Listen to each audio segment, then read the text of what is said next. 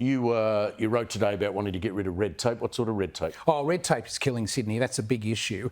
For example, Meriton's Harry Triggerboff, he's got 5,000 homes he can start building straight away, but red tape is stopping him from getting ahead.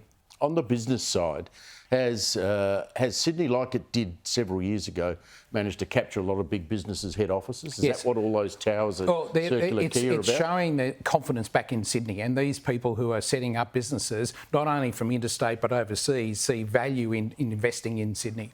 What is it that Sydney's done so? How have you managed to do it? Well, Sydney's got. Can you go to Melbourne and help them out? Well, I mean, look, you know, they need all the help they can get. Let me tell you. Melbourne work very hard. I mean, they don't have the beautiful harbour that we have, but everyone who wants to come to Australia, their first port of call is Sydney, and we've done a great job in doing that. We just now got to build on it and build on that success.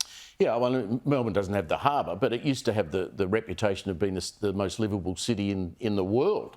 That was pre-COVID. I just think Sydney bounced back out of COVID much better. I mean, there was more lockdowns, obviously, in Melbourne. Yes. But Sydney seems to have been rejuvenated. I mean, I know the road tolls are an issue and how much they cost people, but that road network is absolutely sensational.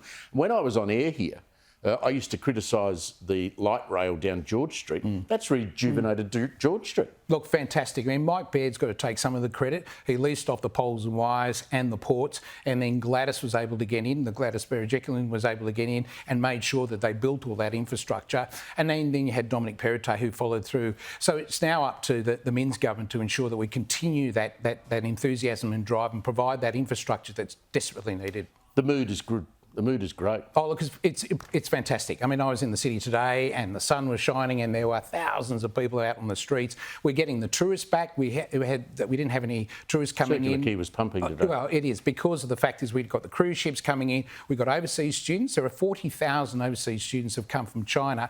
All of them are just powering money into the economy, which is so vital. I'm not sure I should get on the plane back to Melbourne tonight. I might not be welcome. Look, we all love Melbourne too. We don't want to take anything away from Melbourne. But again, Sydney is the #1 city in Australia, and we're going to make sure that we maintain the rage. No doubt about that. Thank you.